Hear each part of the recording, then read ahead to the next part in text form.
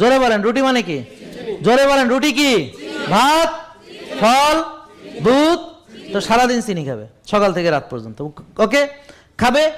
আর ওষুধ দিয়ে রক্তের চিনি জোর করে কষে ঢুকাবো, তারপর আস্তে আস্তে সাইজ বাড়বে, ক্লিয়ার, রোগ বাড়বে। এখন সে কিছুদিন পর কবে আমার প্রেশার হয়েছে, প্রেশার রোগ, কিছুদিন পর কিডনির সমস্যা, লিভারের সমস্যা, হার্টের সমস্যা, ব্রেনের সমস্যা।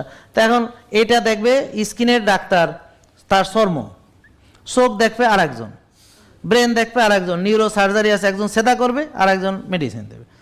তারপর হচ্ছে যে হার্টের একজন মানে কাটবে, আর একজন ফিজিওথেরাপি দেবে, ওষুধ দেবে, বুঝলেন না? ফ্যাটের জন্য একজন, লিভারের জন্য একজন, তারপরে হচ্ছে যে কিডনি দুটোর জন্য আর একজন, হ্যাঁ, আবার মেডিসিন একজন, আবার হৃদরোগের একজন, কার্ডিওলজিস্ট একজন, কার্ডিও সার্জারি একজন, বলেন। তারপরে কি? তারপর ঘুম হয় না তার জন্য আরেকজন, টেনশন করে তার জন্য আরেকজন, তারপরে গিরা ব্যথা, মাঞ্জা ব্যথা